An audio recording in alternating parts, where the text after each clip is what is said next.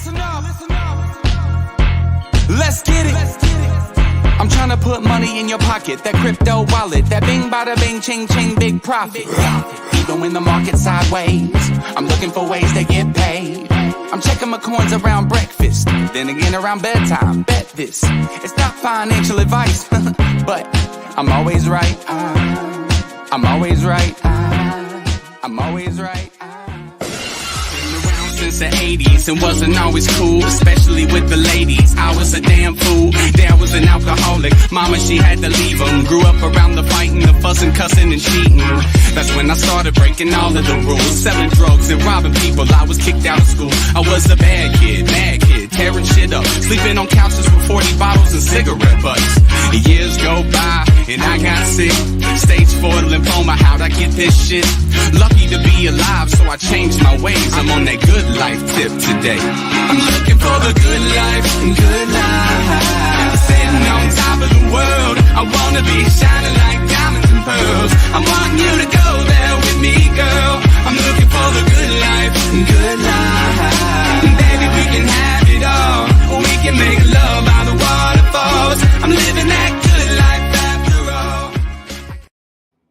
What is going on, everybody? My name is Bleaves. Welcome to Breakfast with Bleaves.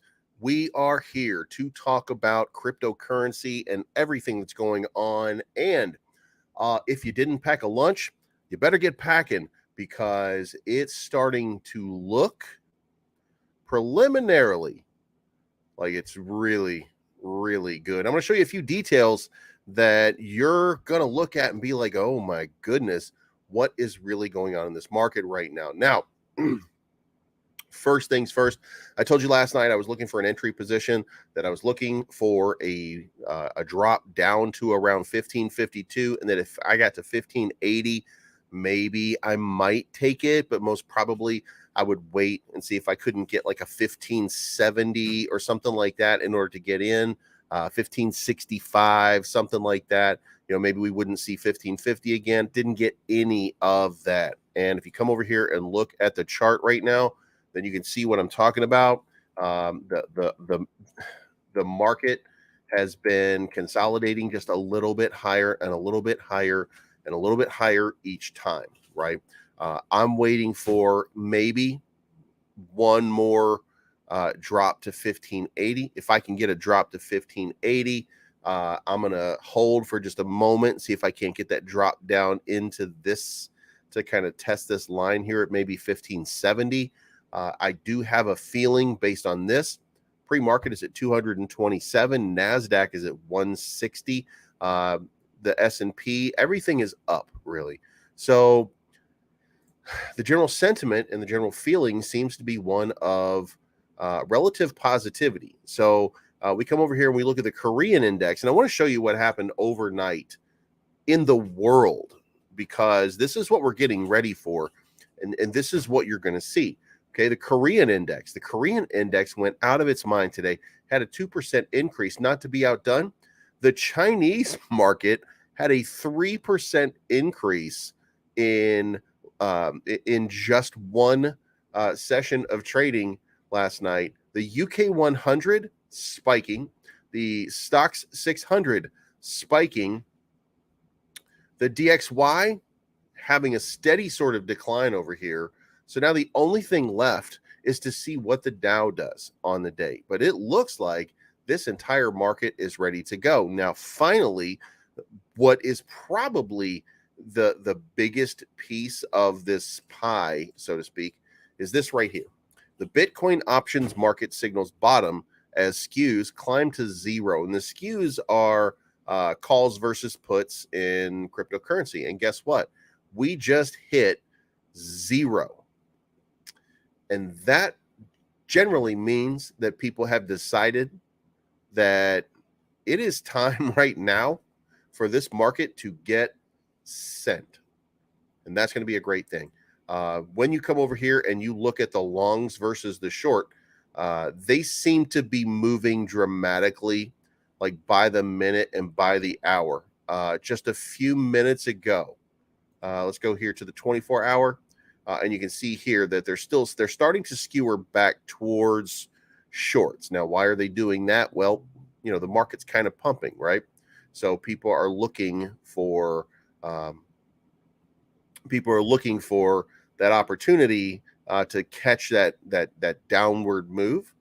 Well, one of the things that means is that, let's just imagine, if you will, that most of those shorts got in at least around 1550, or maybe even got in around that 16 level. Well, that means that if we could get on a run up to about 17 and a half, then we would just be popping shorts and liquidating them and moving this market up, up, up and away. It would be like it's got a Superman cape on.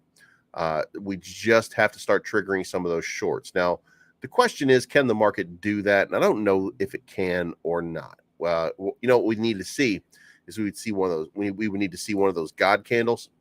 And, I don't know if we have it in us at this moment to see one of those God candles sort of break out. But if we got one, then you would see this thing you would start to see this market get absolutely out of control. It probably takes about a 23,000 Bitcoin in order to see some of these things play out. You're looking at 20,000, right? So 10% means you're looking at 22,700, maybe 23,000. So there's a ways to go. But if we got to this 22.8, like, it would go out of its mind. Like the whole market would just get sent. Absolutely. Now, let's talk about Luna Classic while we are on this. And let's go look at what's happening right now. And you can see kind of right here that we broke that support line, right? Came down to 23,535, which that's kind of where this was right here, right? But look, this is what's going on. Every time you see this dip down, it gets eaten up all the way up here. Then it comes back down, and then it gets eaten up all the way back up here. And then it comes back down, and then it gets eaten up all the way back up here. Then it consolidated a little bit, but it came back down. When it came back down, what did it do? Shot right back up to here. And now it's back down here. What do you think is about to happen? Listen, Dogecoin doesn't run forever. And what you're seeing is a lot of Jeets came out because they thought, yeah, bro, I'm like totally going to make a bunch of money off Dogecoin because, that's my passion. That's my passion. My passion is Doge. You know what I mean? You know what I mean? Like, I mean, maybe I'm lunking, but you know what I mean? Like, it's just Doge. So there's a whole bunch of people that are getting into Doge because they just think that Elon's going to make some magical announcement. And you can see here, like I called it yesterday. We looked at it. It was a bull flag. I told you it was going to break out at some point. And what did it do? It ended up breaking out at some point. Had about a 10% run. So we're at 11.5% run. And then that had to come from somewhere. So where did it come from? Came from USTC, came from Luna Classic, came from a whole bunch of these other different tokens. You can see it just up and down the line. There was just a little bit of negativity on some of these. So people are pulling their money out. It's degen plays being pulled out of Luna Classic in order to pump into Doge because people think that Elon is about to make an announcement, that announcement would be that he, as the Doge father, whatever they call it, he would be using Doge to pay for stuff on Twitter. And nobody knows anything about it. Nobody has confirmation of it yet.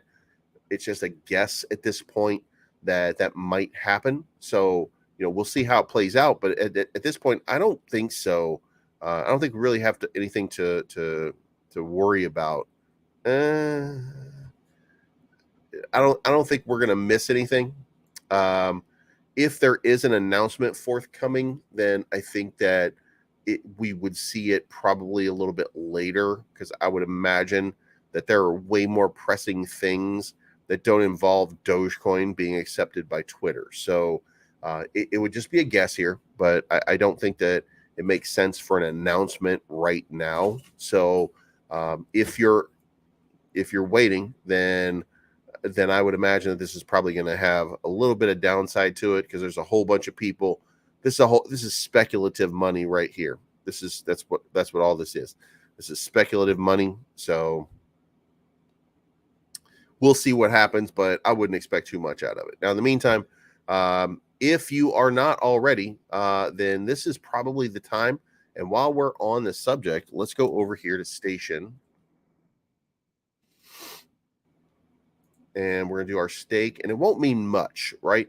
But it will be something. We're not going to worry about that one. But we'll take our wallet over here, and we're going to swap the silly little amount here that we have for Lunk, and we'll drop in. That gives us an extra 62,700. And if we're buying it on the bottom, then why the hell not, right? So we'll do that. And then we'll submit.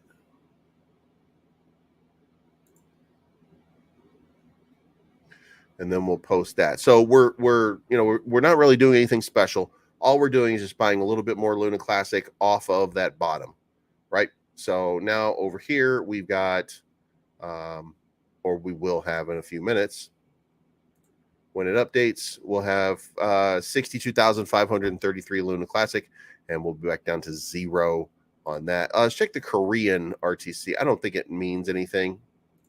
I don't even think you can buy any with it. You can buy 53. Like the fees are more than it would be worth in order to do it. So we're going to leave it as it is right now. I think all of these are kind of in that same sort of boat. To be fair, like I don't think that there's any real amounts showing up. So yeah, I think we're going to be good there. So we'll leave the stake as it is right now with the rewards. And then we'll just wait for the next pump. And in the next pump, so I think, or I hope anyway, I do have a plan to do this. And I thought, like, what I could do is keep my 10 million delegated, but maybe I take the 700,000 out because remember, staking at some point is going to go away or it's going to be way less. You're going to have a much more diminished sort of return on it. So I was thinking like maybe I would take that out and see if I could parlay that by moving it back and forth between USTC and Luna Classic and see if I can find find kind of a method to play the dips on it so that when USTC is out here pumping, then I would be able to look at Luna Classic and maybe make a play back and forth in order to maximize, because does it move really in unison? You know what I mean? Like it does kind of, but not entirely. So, what I want to do is I want to try to get, something going on, see if I can make a few extra Luna Classic. But to answer your question, how many Luna Classic you need to sit on realistically, anybody? I mean, that depends on what your question is a timing question. So if I'm holding right now, Robert, 10 million, right? And it goes to a penny, then that's 107,000. If it goes to a dime, that's 1,071,000. And if it goes to $1, then that's 10,717,569. You have to decide what it is that you think is going to happen here, and then make your move based on what you think is going to happen. So that's a decision for you to make. Make your decision and decide what it is. I would say that if you're looking and you don't, if you're sitting right now and you're thinking, what can I do? $200, I think, roughly. Let me go back here and make sure. $237.50 basically will get you 1 million Luna Classic. So in the event that this gets on that run, then gets to a penny, then it would be $237 in order for you to get $10,000. If you held it for a dime, 100,000. And if you held it for $1, then 1 million. Does that mean that we're going to hit any of those numbers? No. It means that there's an opportunity to hit those numbers, but it does not mean that we are going to hit those numbers. Those numbers are difficult numbers to achieve, and they require some time. They require some effort. They're going to require some work be put in order to make that a reality. So we'll see what happens. By the way, if you are in Phoenix V2, I know not a lot of you are, but if you are in Phoenix V2, you can go ahead and sell your tokens on the open market right now. A snapshot was taken. Phoenix V2 is moving over to the Polygon chain, and you'll be getting a distribution of Polygon tokens in your wallet very shortly from Phoenix V2 upon that new launch. So just in case you haven't heard or you haven't paid attention to that one, sell those tokens now because they're basically going to be worthless pretty soon. So that's what's going on. And by the way, just in case you did not know, and just in case you were wondering, I was right. October was going to be a pump, and we ended up getting the pump in October. Now we just need to see it parlay over to November, and then we look like geniuses, right? So back to this 24 hours. Looks like the longs are the shorts are kind of making that move right now. So we're gonna have to watch and see how the market plays itself out. But we're seeing a nice little dip happen right now on Ethereum. If we can see that play out a little bit longer, then what we need is at least 1580. Like, I feel nervous about jumping in at 1580. But you can see, like, it really used it as support, but you can also kind of see that from this line right here to this line right here, like it might be, I think we're still good. That's not really enough. That's not really enough of a confirmation of anything to say that it's moving upwards. This doesn't either, because we had this little move here and then it went up, but we also had this move down here and it didn't pump. So it might be that we stopped moving towards that upside. We had it look like some momentum going this way with a few little breakouts here and there, but so we're gonna have to keep an eye on everything right now, because this market is going to get wonky today.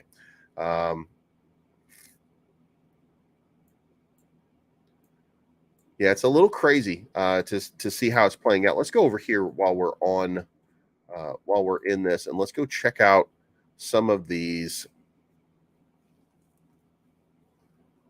If you got into Yakuza, by the way, it's now up 37% over the 24-hour period. And if you got in on it last night and got up to the 1400, then your bag was. Make sure you take your initial, by the way.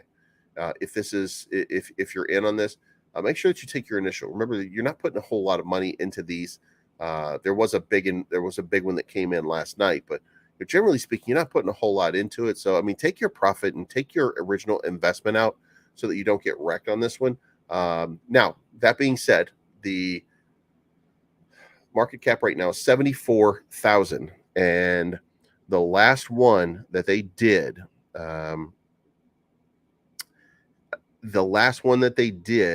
was 2.1 million market cap. So I can see this thing going to 1 million market cap, and we'll see. Never followed you. You make your money cheating people, not helping. Well, if you never followed me, how do you know that? Because it sounds to me like you're stupid, because you wouldn't know unless you followed me. So good try, but yeah. Anyway, so Lillian is sitting at 2658. Looks like Lillian, by the way, is about to pump again. Like, it looks like we're going to get another one of those moments where Lillian starts to run.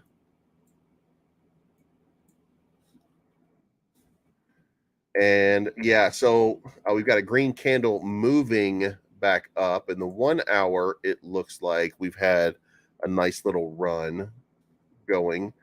Hey man, if you're small money, I understand. You can't afford it. That's fine.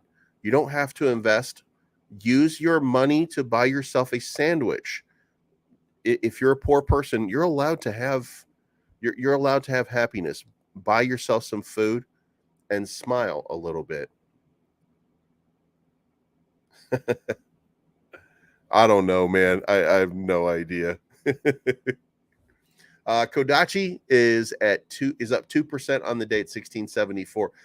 Down a little bit here on the last 2 hours, but as you can see right here, just continues to sort of move up and up and up and try to kind of move back into this stratosphere that it's been at before. WAGMI 3786. WAGMI, we're just kind of waiting for something to happen with WAGMI, to be fair. Like, I don't even know what the hell I was doing here, but obviously, whatever that was, I was wrong. But we've got we've had a move towards the upside, and we've had one red candle, but I think that's part of that is really kind of Ethereum just kind of idling right now in that 1600 range. So we're starting to see, we're not seeing the momentum as it pushes its way through. Volt's down 2% to 71.90, which is actually a pump because we had that big dump that happened yesterday. So it's about to push its way back in. But you can see right here, like we're sitting at the top of this candle, about to get back into this little area. And I mean, I think it's a breakout zone. If it plays out properly, then it's gonna be a breakout zone. So then you have swing Dow 53.46, still kind of struggling to find its footing, just idling in this little area. MMA 29.77. You're still up on MMA if you got in on the launch, even though it's still way down because it has so much liquidity in it and so much of a market cap. You're still up. I think my wallet, I put in I think 500 on MMA, and it's like 700 right now, even though we're down and it's looking like this. Terrarium is at 95 right now, and it's moving back towards the downside. The hype is over now. I think people want to see the release of something. So, I think we're just kind of waiting for that. And then over here on Deconnect 98.16, it was trading way up here at 14.73 for a long period of time yesterday.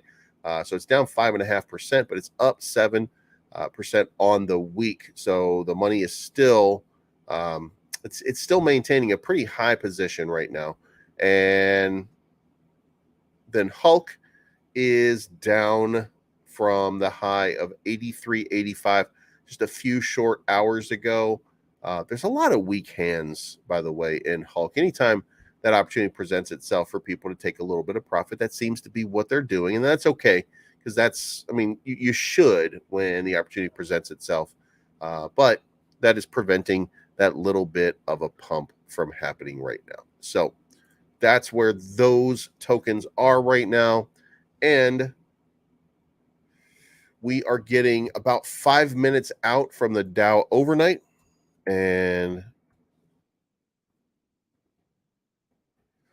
it is 213 up. So it looks like we're going to see, in at least the initial 30 minutes, we're going to see a lot of positive coming out of the Dow. The earnings whisperer says for November 1st, Ecolab is in line. Cisco is... All right, Cisco missed at 97 off of 99. Safehold hit on 41 out of 40 and 71 million versus 69. But it's a small company. Simon Property Group hit.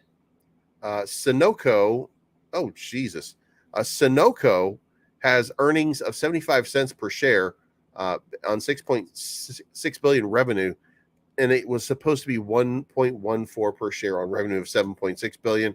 So I don't know what's going on with them. Sirius is missing. SoFi Technology is missing. Wisconsin Energy beats. Phillips 66 beats, of course, because what was the number? 646 per share. Because oh no, oil is a problem. And 498 per share was the revenue estimate. That's crazy. Like, Jesus Christ. BioChrist Pharmacy. It's a pharmacy. We don't need to know. Uber missed. Lost 61 per share. Pfizer beat because, Console Energy hits. Arconic lowers guidance on 2.3 billion, and they did not hit anyway.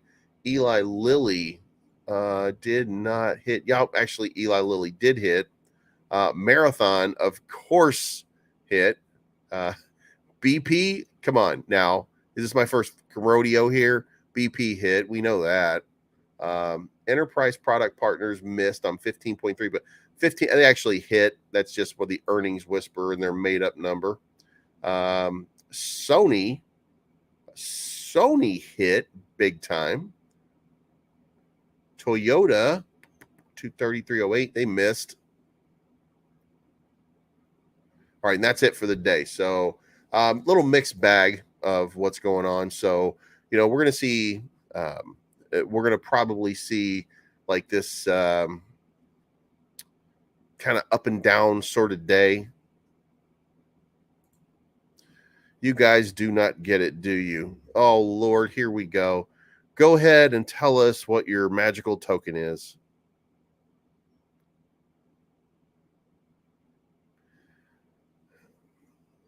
I don't know. Were you named Hoover because you suck or something?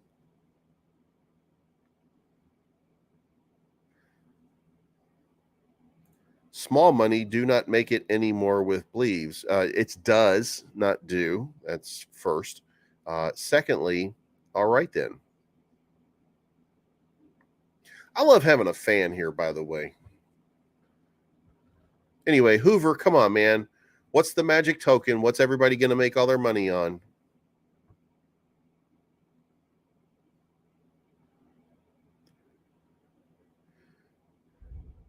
Oh, this fucking dude is just...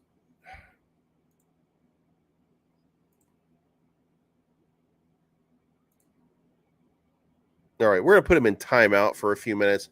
Make him think about what he did. I was your fan. Well, does that make you like a predator, right?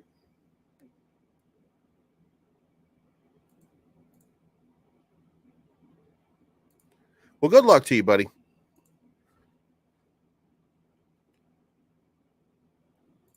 If Flunk goes to that governance setup with the 9-person board, do you believe that the SEC could come after us similar to Ripple because we would no longer be decentralized? Well, they didn't go after Ripple because Ripple was no longer decentralized. They went after Ripple because Ripple made a statement to people saying that they would make money when Ripple was still Ripple before it had become XRP.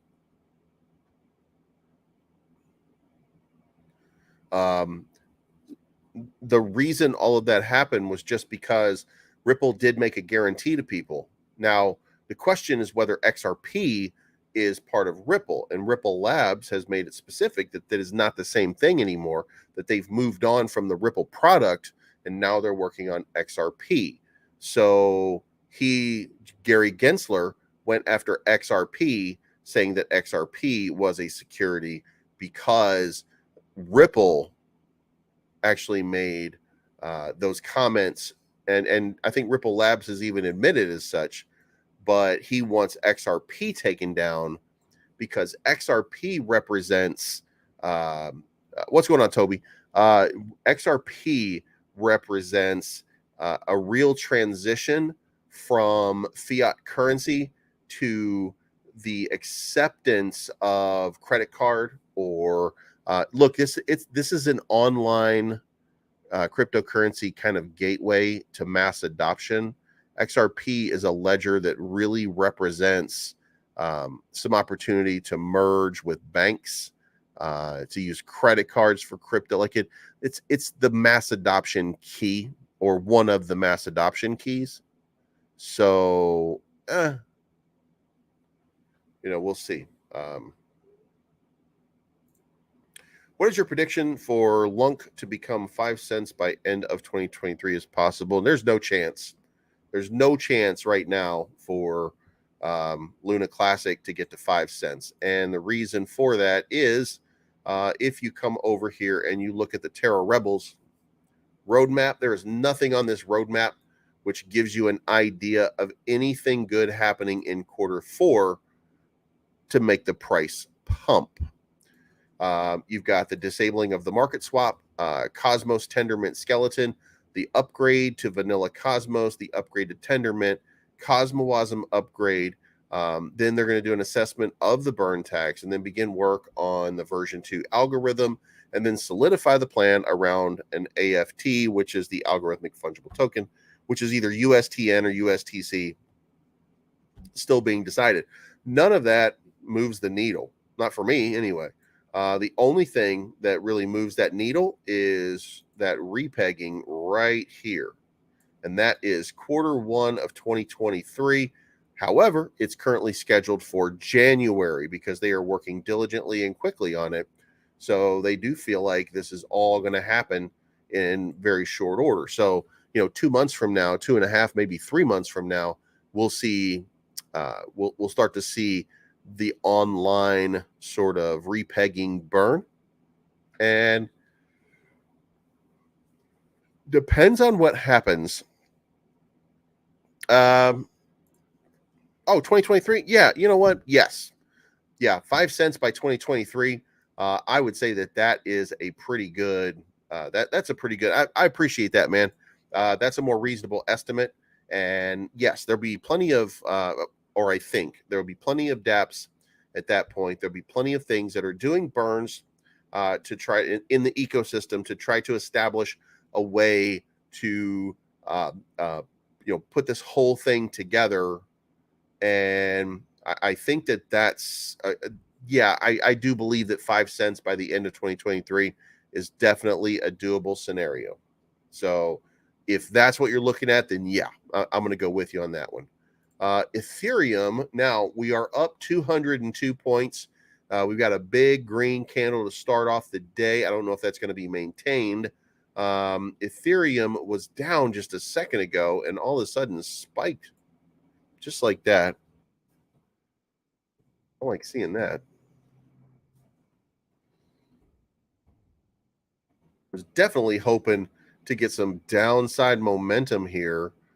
We got down to the 1589. It looks like we might just be kind of out of it for Ethereum. So I look, that if you're trying to get into Ethereum, if you're trying to make any plays, you can't buy at this level, right? Because you're trying to fight through like a resistance point right now, and it's going to help, but then it's going to pop through there and fade back at least a couple times the test or something like that. Like I don't know. This seems like a bad spot, especially at the current price action. It's just a little too much right here. If you're going to make a play, you got to wait, have a little patience, let it get down into this level, see how far down it might have to sort of retrace and hope for the best. You know what I mean? So we'll see what happens here. Black horse of crypto. You know what? I feel like it's not even a black horse at this point. I think that I think it's almost inevitable that it kind of takes over credit card processing and cryptocurrency. And I think that, by the way, I would imagine. Hey, what's up, Daniel? I would imagine that we'll probably see an announcement as soon as we know and get some solidification of what's going on with the SEC. I think we'll see an announcement with XRP and MasterCard. I think that's what we're going to see, because MasterCard, if you've noticed, has leaned very heavily into crypto as the future. And I think that being the case, we will probably see XRP and MasterCard announce immediately that they formed some sort of partnership for the long term. And that's going to be crazy. What's up, Daniel? Do we have any updates or news on Volt Inu? There's always information on Volt. It's really Volt's one of those places that really does a decent job of keeping people informed and letting you know what's going on through their Telegram. And then there's a lot of hype. There's always hype on it. Could Volt be the next one upcoming this week? Stuff like that. When it's quiet, people know how hard it is to vote. Place your bets as it's about time to vote. Faltron is thinking about joining the Volt community. The one thing is the Arctic wallet is now going to be, Volt will be used in the Arctic wallet. So that's a little thing. Look at that handsome devil there. But I mean, you've got you've got no actual massive sort of announcement, so to speak, just your standard stuff that goes on during the course of the day.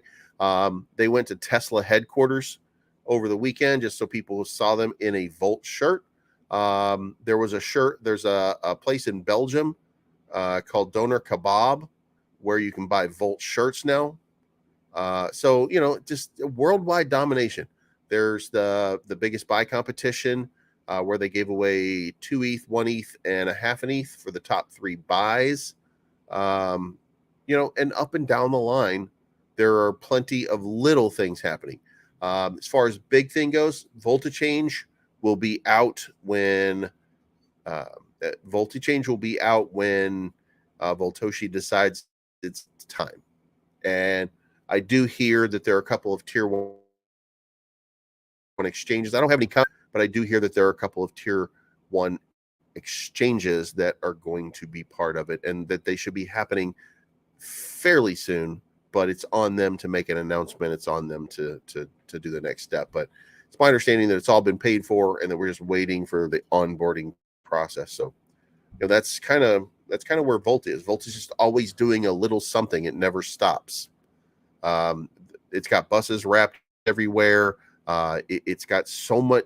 It has so many different things that it does to just kind of keep itself in that public lexicon. That it's not Dogecoin. It's not Shiba Inu. It doesn't have that sort of brand awareness. But it's getting closer and closer and closer every day. And at some point, they're going to tie like Volt to an electrical car and Elon. Like somehow or another, they're going to get there. Because if you look, by the way, Doge up 10% because of the relationship with Elon.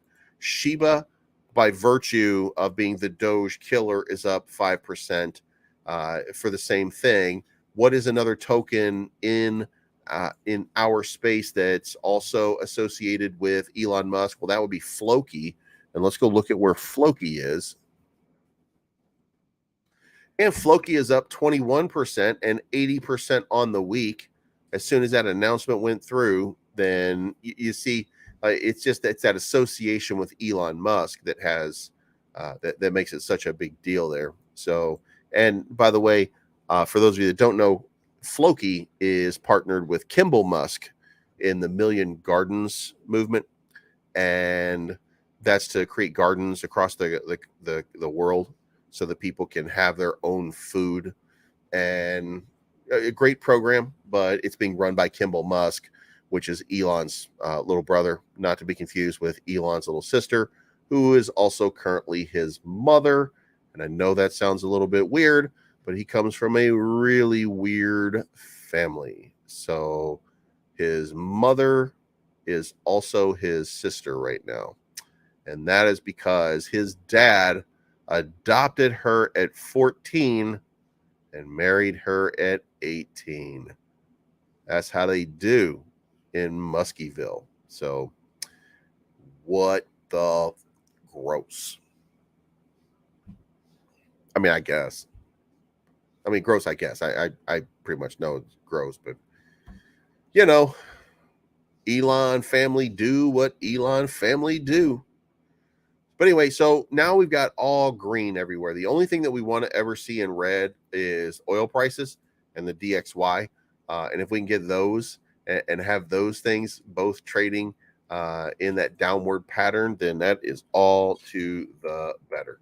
So let's hope that that continues. And now we're at the 40-minute mark. So I got to go because we got I got some stuff going on in the office this morning. So we'll wrap this up just a little bit early. It's not financial advice. My name is Bleaves. I'm always right. We will see you guys for Bedtime with Bleaves tonight, 8 p.m. Central Standard Time. Tune in if you can. If you can't, then we'll see you some other time, hopefully for breakfast. But we will talk to you again very, very soon.